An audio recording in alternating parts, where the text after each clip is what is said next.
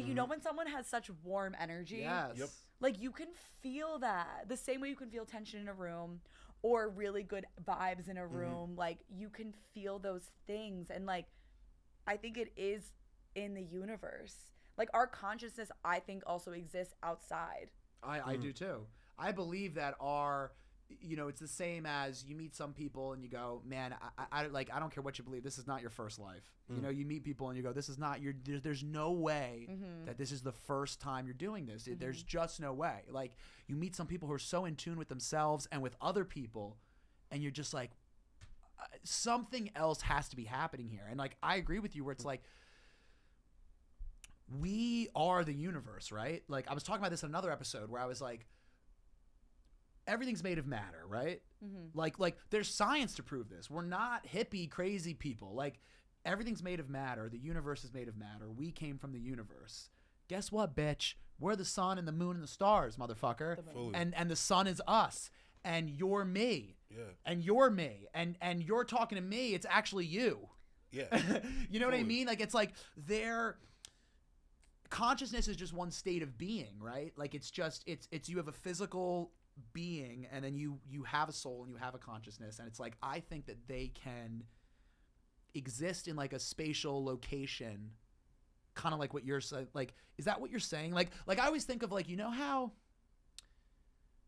like, you know, like, so like you, like, there's the theory of relativity, right? Like, Einstein was like, time, everything's happening at the same time. Like, we're not in a linear, we're in a 4-dimensional existence. Yeah.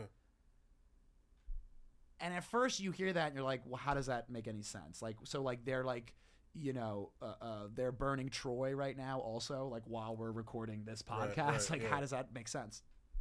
But it's like, if we go outside, like, we'll leave after this, right? And we'll be outside, and if we look up in the sky, we're seeing stuff that is the past. Yeah. The stars are already The stars that we're seeing are already dead. It's just that it literally hasn't reached us yet. So when you look up in the sky, you are time traveling. When you look up in the sky, like, this is my guy. Like I'm saying, listen to this, ready? We're here right now, and it's 2025, right? Yeah. You look up in the sky, and it's the year 1000. You bugging. So we have just proven that time can exist in multiple layers. That proves it. Big. So why can't your consciousness exist across different planes of existence over time? Like, why couldn't you have, maybe you lived when Orion's belt was over here. And then after your physical body dies, your consciousness finds itself again somewhere else. And you're not in the same world, but we already see this from history. Everything changes, but it really doesn't. Yeah.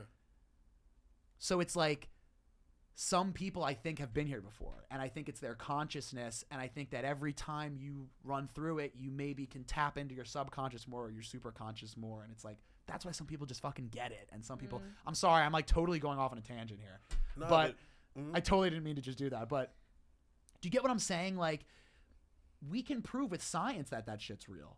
So, like, what the fuck's going on? Bro, I wanted to just jump in because I thought Dana made a great point when, like, you can feel warm energy or tension in a room from people. It's like, I feel like, because what you're trying to get at is more like, can we pinpoint it? But what if it's more just like, we have to kind of be aware of it and nurture it? Like, I'm thinking, like, you have to be like a great party host, but just in general, like, that vibe is just like, hey, how are you doing? Oh, are you doing good?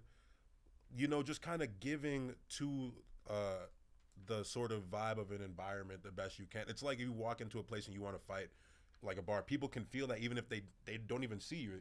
The reverse of that, where it's like, okay, I'm walking into this place. My goal is to treat everyone as positively or genuinely as I can.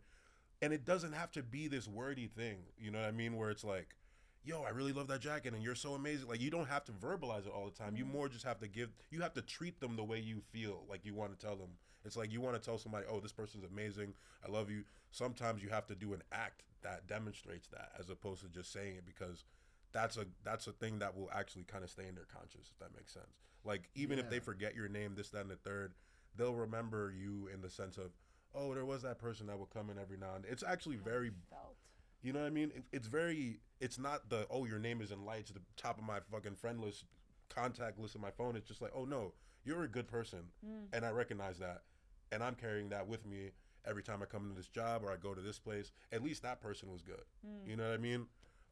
I've experienced that where like I've had people kind of remember me from things, or I remember people, and it's like we're in totally different places of our lives, but that thing was good that we had. You know, there was some kind of, you know, you're this time that we're sharing, whether it's a friendship that's a short term or long term, you're like, yo, we actually brought a little bit of light into our lives. Even if we separate or something else, we're gonna carry that with us, like wherever we go. You know, it's like seeing an old friend or something like that. That's really nice. You know.